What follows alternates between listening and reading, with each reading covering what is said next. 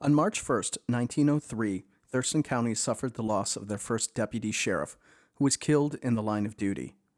Deputy David Morrell was killed during an escape from the jail by prisoner Chris Benson. Deputy Morrell was putting the prisoners back in their cells when he was struck by Benson with a piece of pipe. The deputy tried to fire his revolver, but was disarmed. Benson then shot him to death and escaped. The location of the old Thurston County Jail is now in the historic downtown area of Olympia, not far from Fleshworks Tattoo Studio. The owners of Fleshworks Tattoo Studio contacted a ghost to review these light anomalies that you see to the center left of your screen. Now, what's interesting about the anomalies is the way that they move. If it were a single one, we would think that it was an insect, but they move together in unison, both with strong light reflection.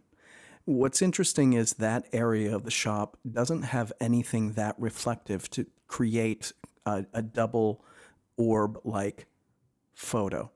So with that, a ghost set the investigation for January 30th. And let's listen in to the owners and what they've experienced. Over here? Yeah. What did you see fall?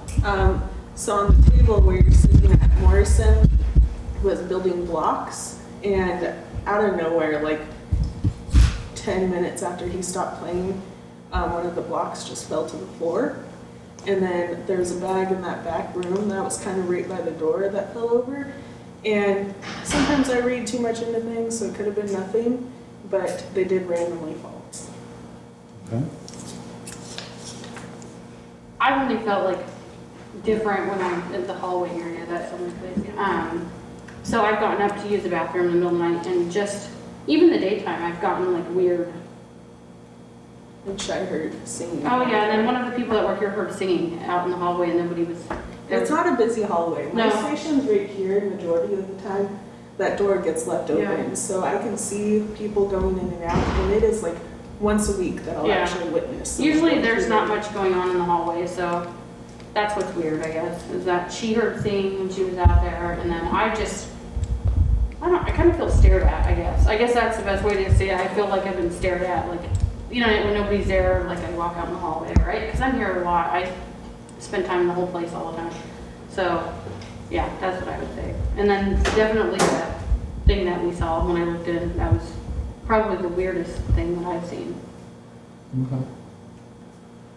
So we did find out. Using another infrared camera, we could see two light anomalies generate from the IR camera used at the tattoo parlor. They seem to float, though they're not similar to the light anomalies we saw at the beginning. Ghost member Josh then placed cobwebs in front of the IR camera to see if those webbing structures would create the two floating light anomalies, and we could not debunk based on this reason.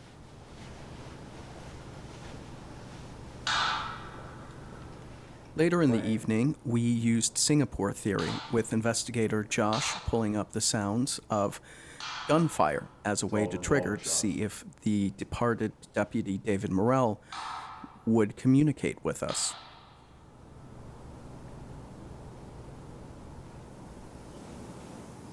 I'm just going to play some music from the 1900s, as in 1900 to 1909, and see if anything happens.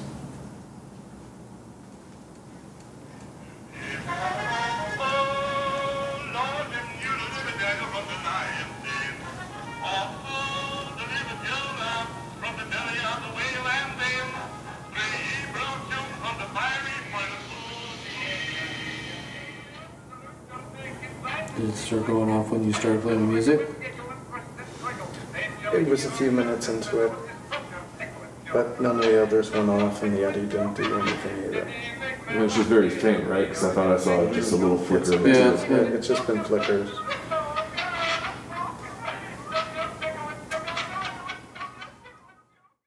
While we observed a few flickers from the EM array and Eddy Plus, we discovered more EMF activity when we reviewed the Eddy Plus logs for the period at the Ouija table.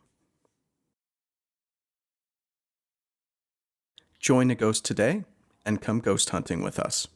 Take care.